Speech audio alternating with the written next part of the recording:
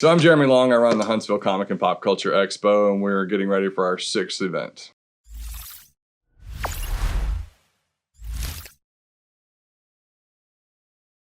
The show started because I started buying and selling comics. And I love doing that. I love going to shows. I love setting up and just talking to people, and money can be fun too.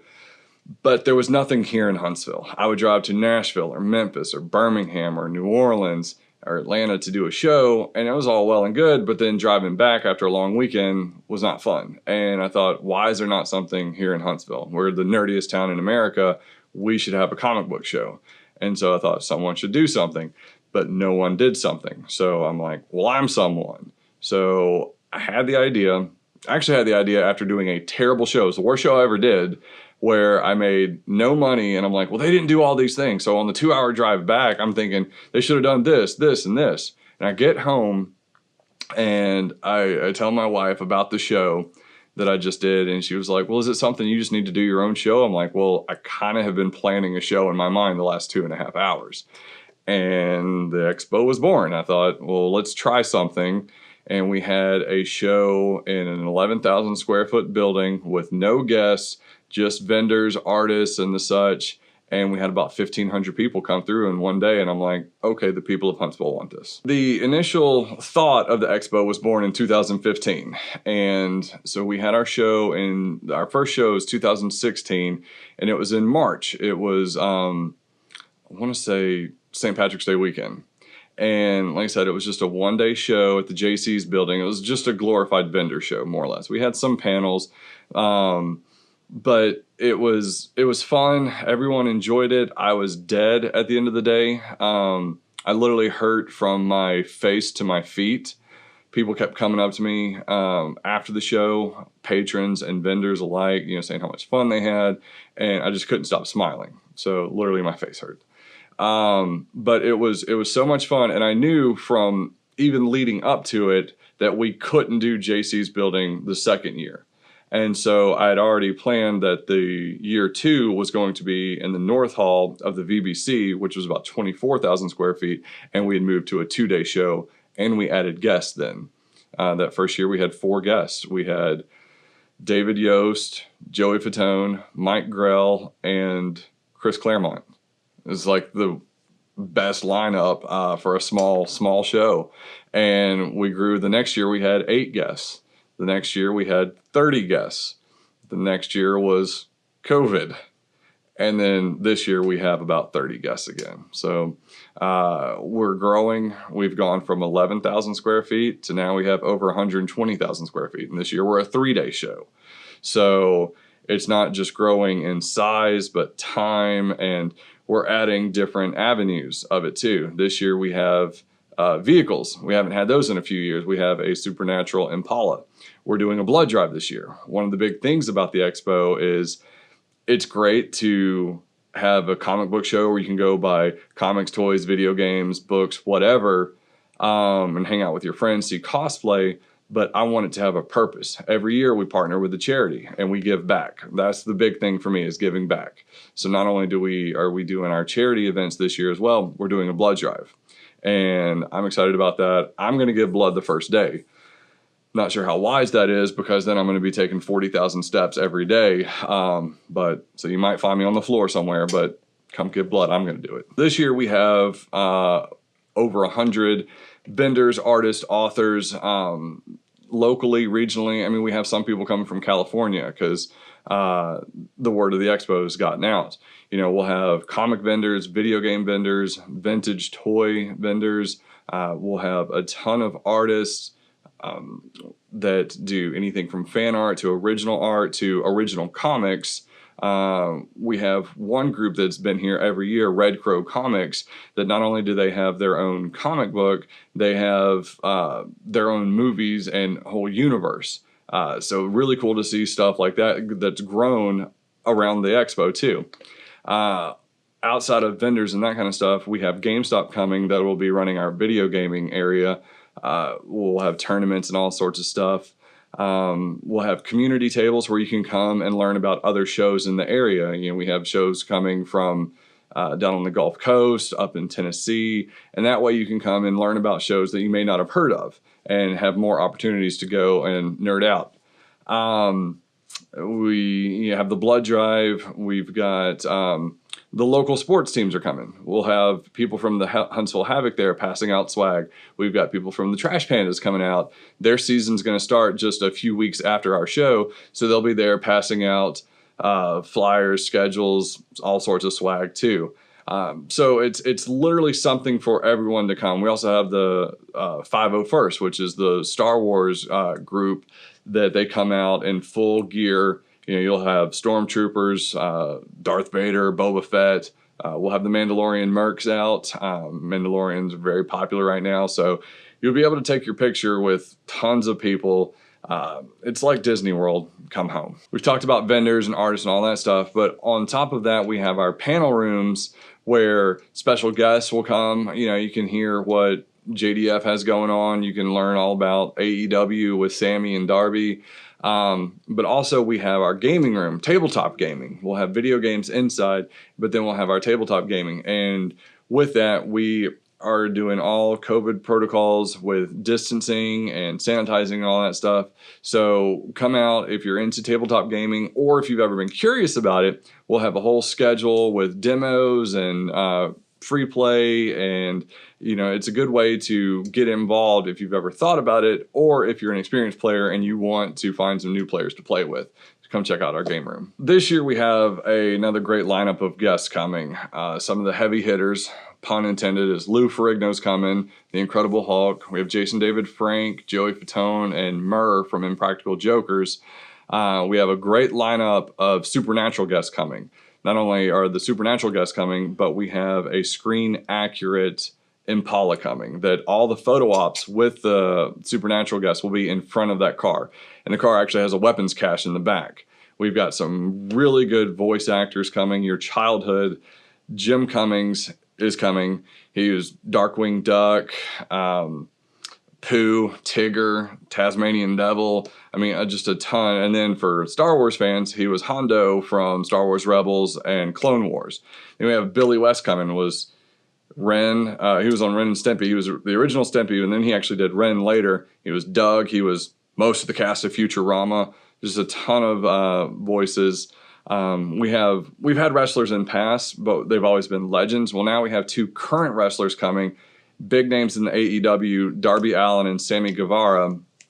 And we can't have a comic and pop culture show without comic books.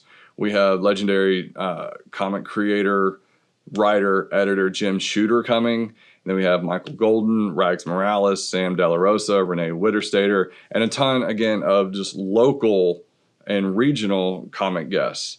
We have other voice actors. We have CBCS grading services coming, so you can get your comics autographed and then drop it off to them and to get them graded and come back with that shiny, wonderful yellow label. And then this year, for the first time, we have JSA coming. So you can get your action figures and pops and whatever else autographed and then get a certificate of authenticity, and it'll go into their system. JSA is a great name with that. So I get the question a lot, why are you still doing this? There's a pandemic going on. And I get that, and we want to be as safe as possible, and we'll talk about that in a minute. But the reason that I'm still doing the expo is because a lot of the vendors and special guests depend on these kind of shows for their livelihood. So my thought was, if we can do it in a safe environment and still allow these people to get back to some sort of normalcy and to make some money to support their families, that's something that I want to do. Again, you know, one of my big things for having the show is to give back, and giving back is partly to the vendors and the artists and the authors who have supported us since the beginning. So if I can still do the show in a safe manner, I'm going to do it.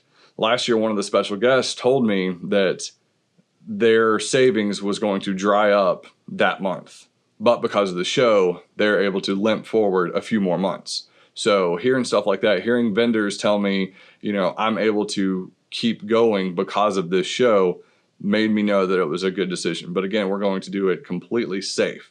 If you were at the show last year, you know some of the safety protocols that we did. And we we'll have hand sanitizing stations all over. We have a reduced capacity. The state mandate is 50%. We drop it to 30%. The good thing is we have over 120,000 square feet, so 30% is still a large number. We will be able to accommodate a lot of people inside. So to count, we have only one way in and one way out. But we keep a count on it at all times. And I'll tell you, last year we didn't even get close to the number, and it was still a lot of people came through. So don't worry about not being able to get in. We will require masks. Alabama is still currently under a state mandate for masks. And if that is lifted within the next 6 weeks, we will still require it because we are going to be in an enclosed space.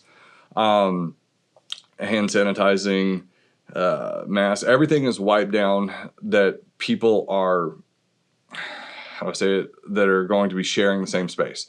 So like the tables that we have set up for concessions, those are wiped down regularly.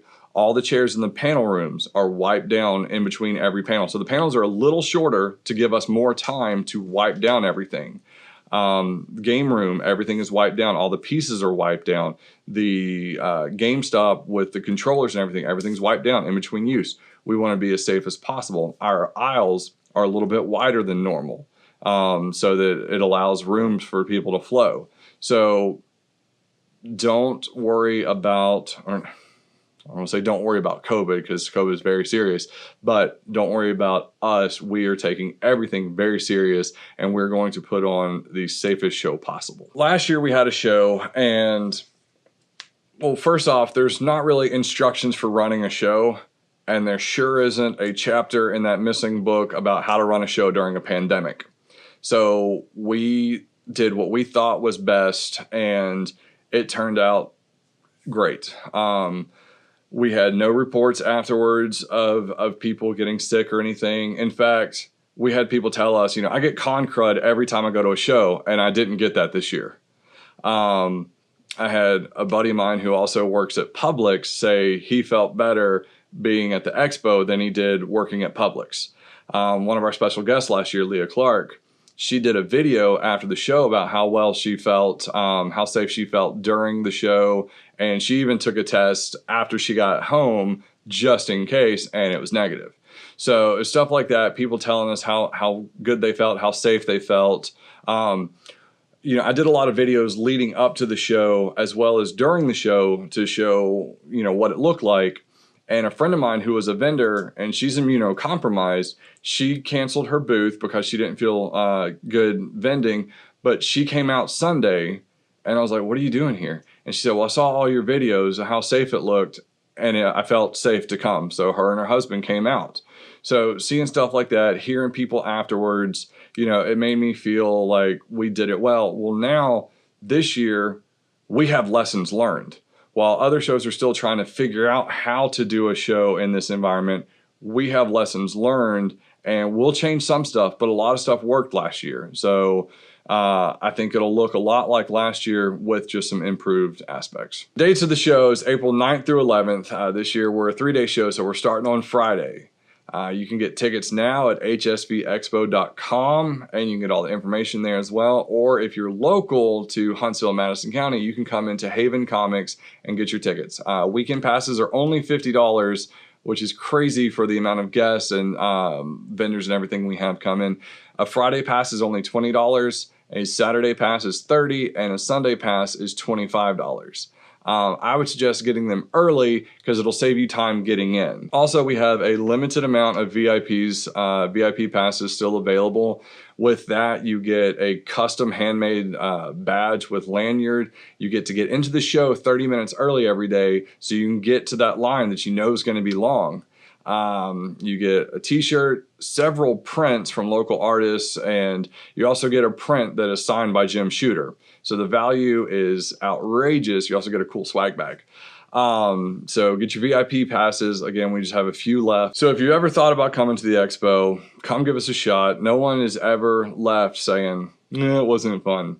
It's a fun time for the guests, the patrons, the vendors. We all have fun. And again, it's going to be a safe environment. And also, kids are free. So if you're a family and you're looking for something to do with your kids, come out, bring the kids. Kids 12 and under are free. They don't need a ticket at all. Just come on out.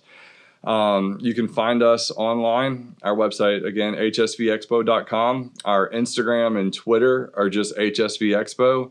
And then Facebook is just Huntsville Comic Expo.